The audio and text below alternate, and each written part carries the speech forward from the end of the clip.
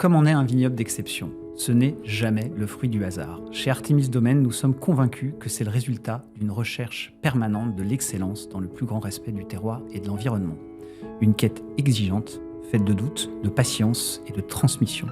Celle des hommes et des femmes qui œuvrent chaque jour sur nos 9 domaines répartis entre Bordeaux, la Bourgogne, les Côtes-du-Rhône, la Champagne, la Californie et l'Oregon.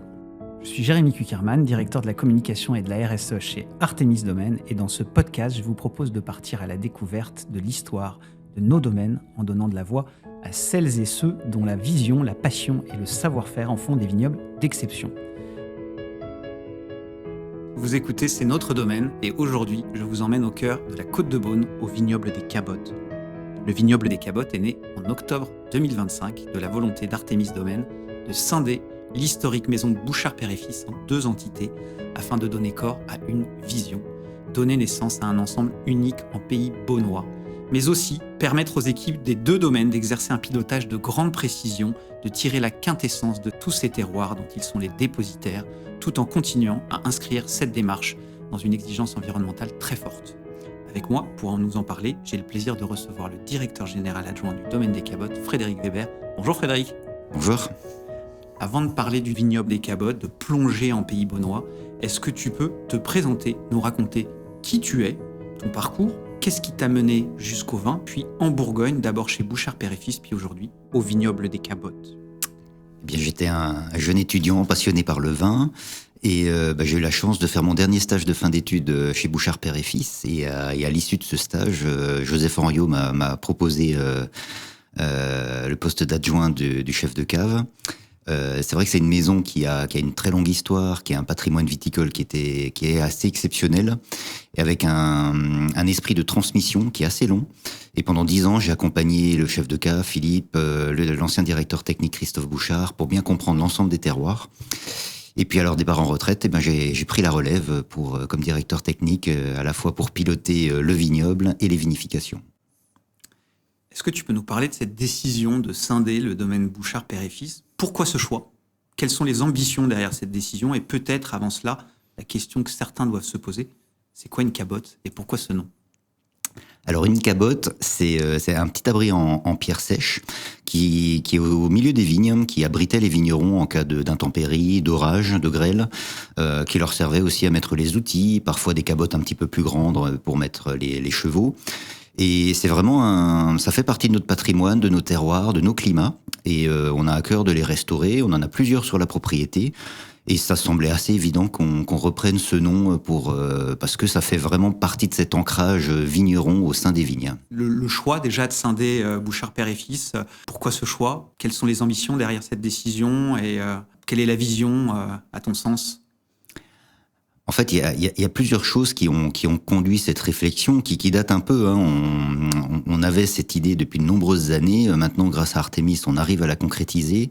Je dirais, Bouchard-Père et Fils, la maison Bouchard-Père et Fils, c'était un superbe patrimoine viticole, plus de 100 hectares en pleine propriété sur l'ensemble de la côte de Nuits, la côte de Beaune. On vinifiait plus de 70 climats différents. Mais en fait, on s'est rendu compte que finalement, une fois qu'on avait fait déguster 20-25 appellations emblématiques, on passait à côté de tout un autre tas de petites appellations qui sont vraiment superbes, qui ont autant de mérite. Et l'idée de scinder le domaine en 2, ça va permettre d'avoir 2 équipes dédiées.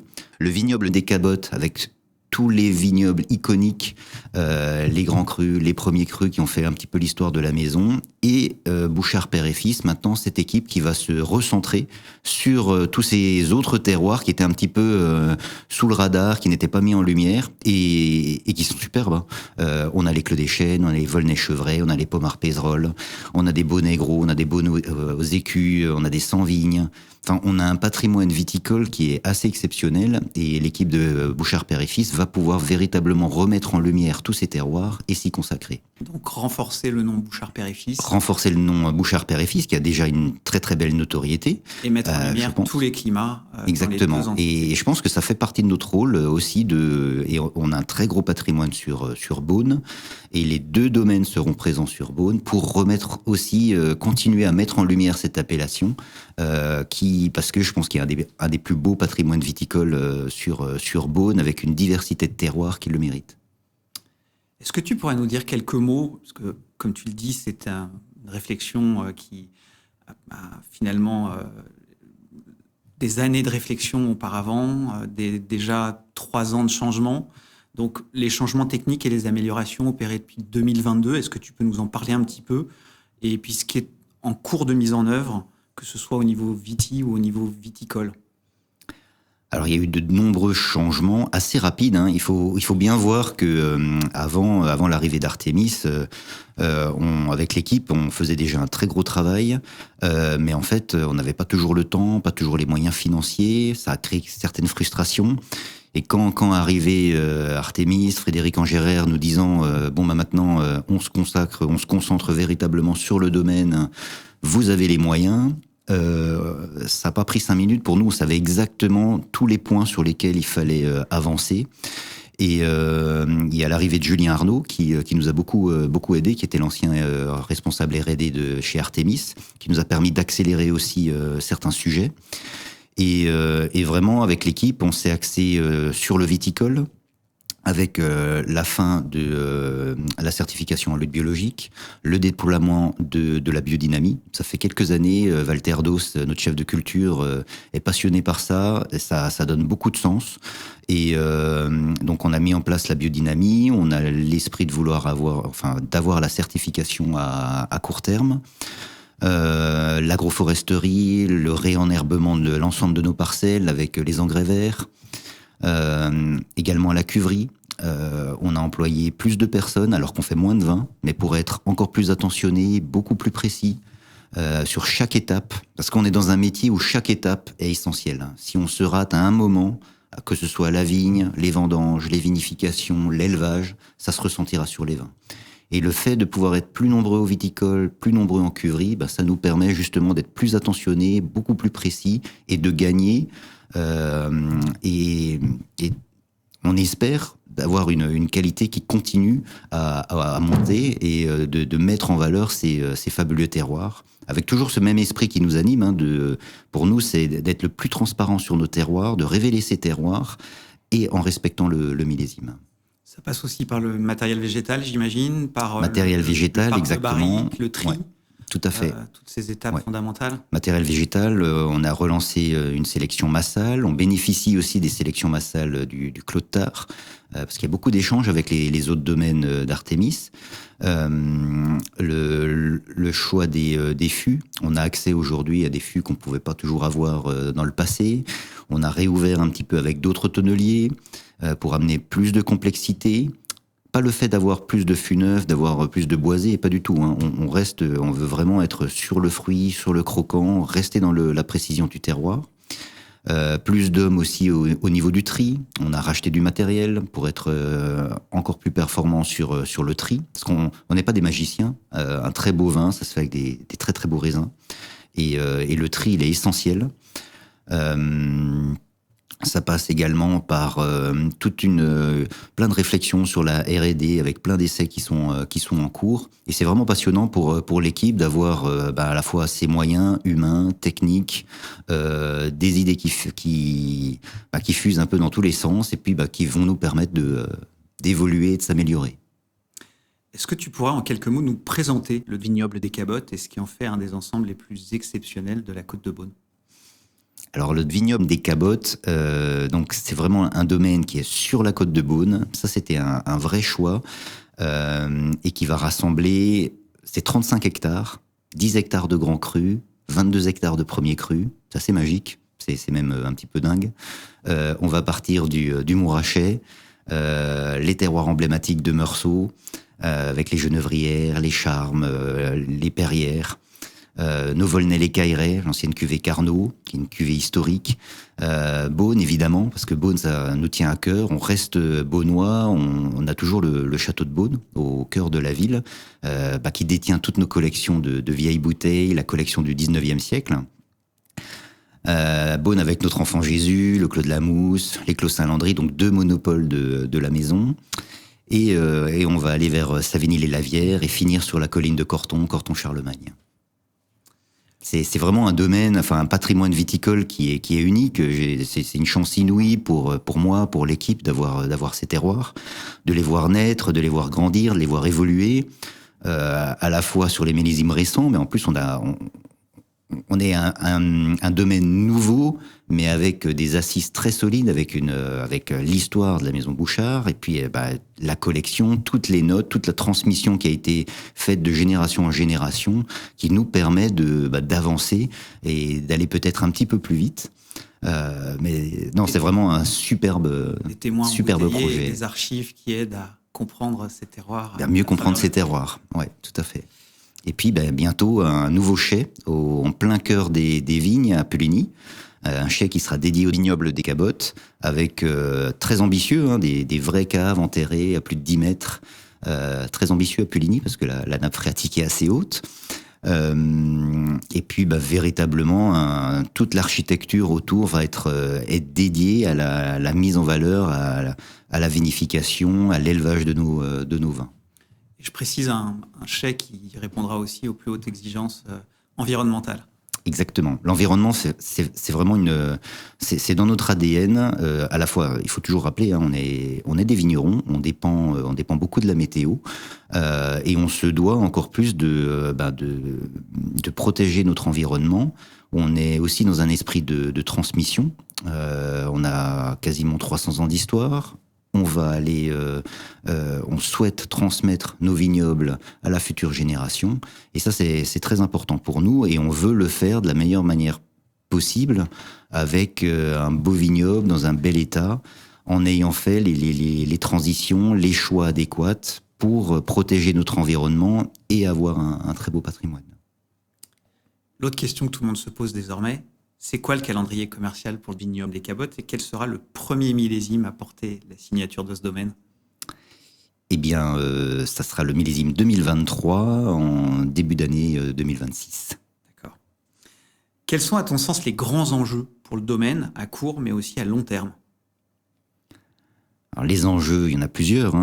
Déjà à court terme, évidemment, ça va être de se faire connaître, reconnaître, au sein des très beaux domaines bourguignons. Ça, c'est notre ambition. Mais voilà, on va le faire avec passion, avec envie, avec beaucoup d'humilité. On a un long chemin devant nous, mais avec l'équipe, on a vraiment, on a cette envie. On veut vraiment montrer qu'on a des très beaux terroirs, qu'on veut faire des très grands vins. Les ambitions les défis à plus long terme. Comme beaucoup de domaines, je pense que ça va être l'adaptation au changement climatique. Ça nous concerne beaucoup. Je crois que ça va faire, c'est un des grands enjeux du futur, de s'adapter, de transmettre, de réussir à garder notre ADN. Il y a une génération qui a connu le phylloxéra. Ça a été très dur, très long. Ils ont mis plus de 25 ans à replanter l'ensemble du vignoble. Je crois que notre génération, son défi à elle, ça sera l'adaptation au changement climatique. Il y a beaucoup de sujets, beaucoup de choses qui sont mises en place au viticole, lors des vendanges, à la vinification, de l'adaptation.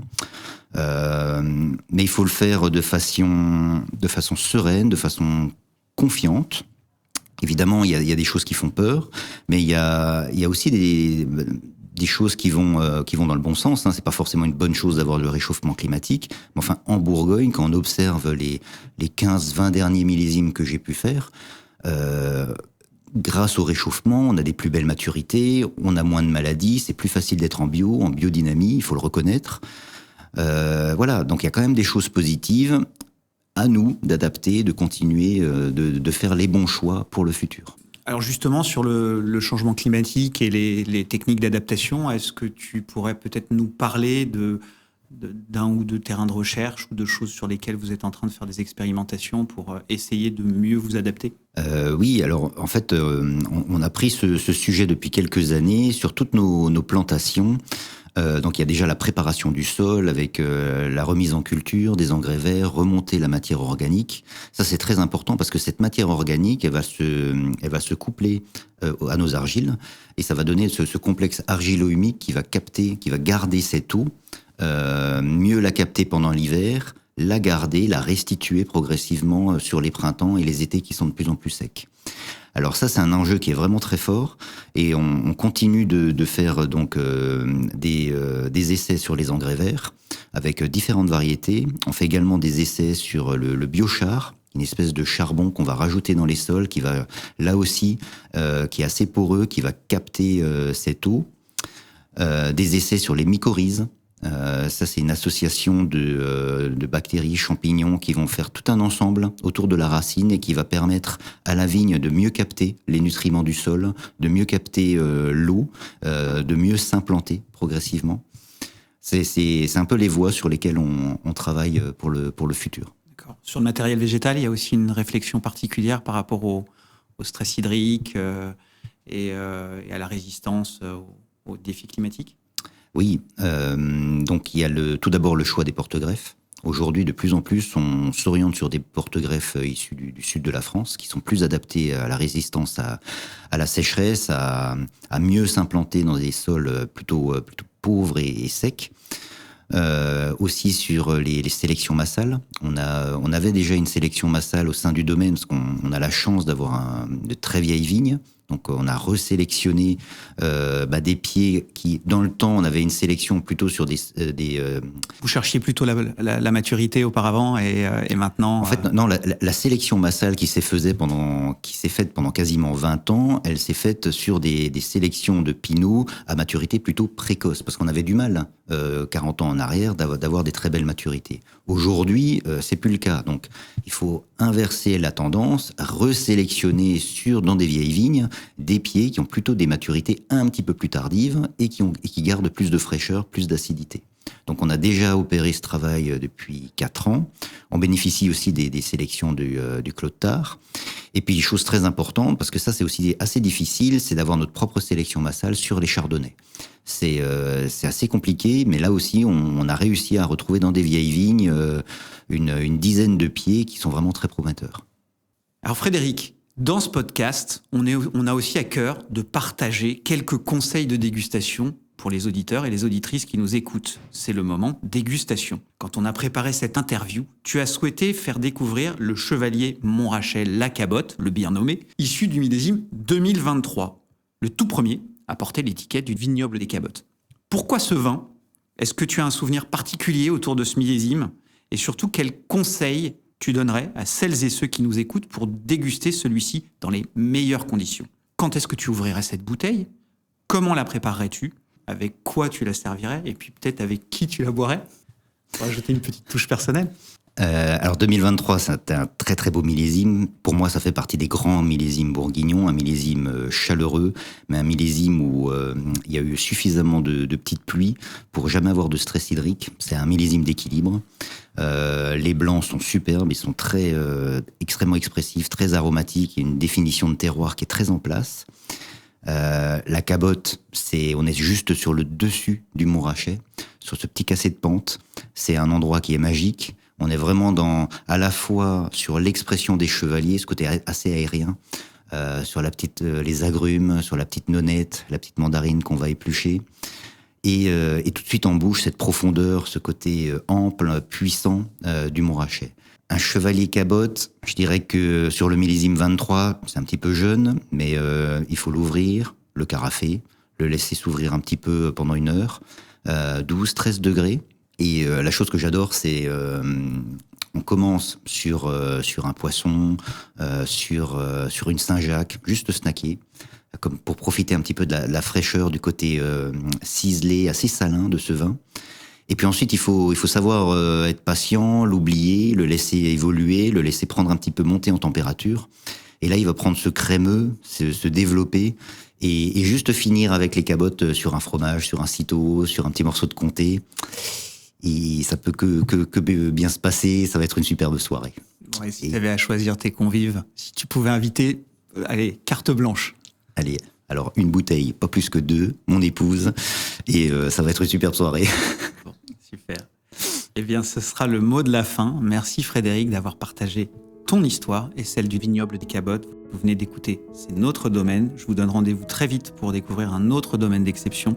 À très vite pour un nouvel épisode de C'est notre domaine. Merci Jérémy. Merci à toi.